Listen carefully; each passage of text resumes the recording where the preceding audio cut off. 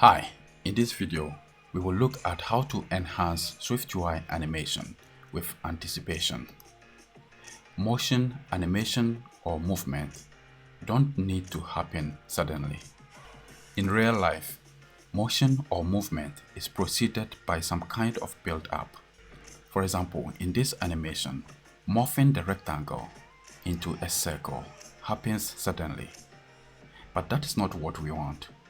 We want the rectangle to begin to scale up in width before it is transformed from its rectangular shape to a circle. To achieve this anticipation effect, we need to use a custom isIn function. You can see over here, this is where the animation of the rectangle happens. We have the animation modifier attached to the rectangle, and it is using this isIn function isIn_out. That makes the animation happens suddenly. But what we have to achieve in this animation is to have some kind of anticipation. To do that, we are going to use a custom function from the isins.net website.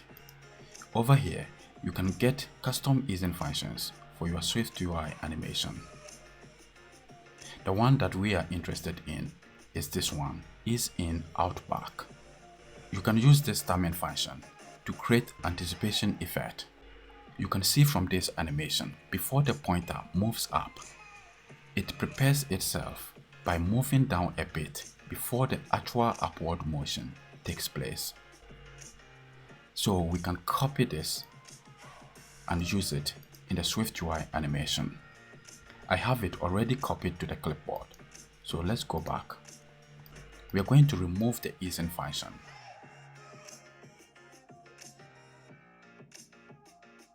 We have the delay to be the same as previously. So if I press Command and C to undo the change, you can see we had it to be 2.45. So let's remove it again and replace it with the custom isIn function. Now, if we tap on the button, it is supposed to stretch in width before the actual motion, that is transformation from the rectangular shape to the circular shape, takes place.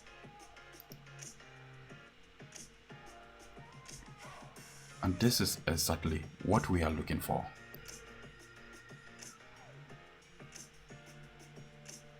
So this is how to enhance SwiftUI animation with an anticipation effect.